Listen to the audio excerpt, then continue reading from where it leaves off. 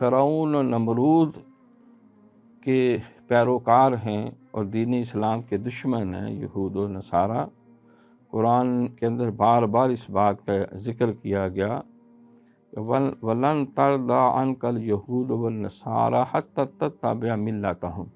یہ تم سے کبھی راضی نہیں ہوں گے جب تک تم یہود و نصارہ کے ملت میں، دین میں شامل نہ ہو جاؤ۔ خبردار، تم نے اس کے قریب بھی نہیں پھٹکنا۔ جب حق آ چکا ہے تو اب باطل کا ساتھ دینا کسی طرح روا نہیں ہے۔ اور یہ بھی کہا کہ یہ تمہارے دوست نہیں ہو سکتے۔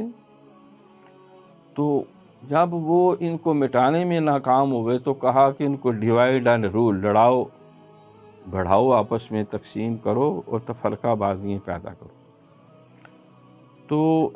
اسی طرح یہود و نصارہ کی سازش سے مسلمانوں کے اندر دو تفرقے جو ہیں،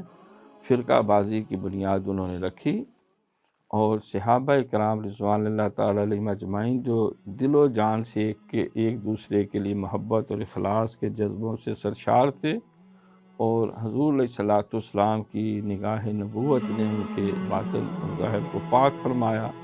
اور اللہ تعالیٰ نے جن کو رضا کی سندیں اور جنت کی بشارتیں دے دے کے نہ تھکا، انہی کے ناموں کو بنیاد بنا کر جو ہے وہ عبداللہ بن سبا یہودی جو ہے، اس نے ایک نیا فتنہ جو ہے مسلمانوں میں کھڑا کر دیا، اور حضرت علی مرتضیٰ شیر خدا رضی اللہ تعالیٰ عنہ اور اولاد علی پاک کا حامی اپنے آپ کو بیان کرتے ہوئے اس نے شیعیت کا ایک گروہ تیار کیا، اور اس بات کو اس نے مختلف انداز میں مسلمانوں میں پھیلایا کہ خلافت کرنے کا حق جو ہے وہ صرف آپ کے لیے تھا، تو شاید باقی جو خلفائے ثلاثہ ہیں انہوں نے کوئی اس میں زیادتی اور گڑبڑ کی ہے۔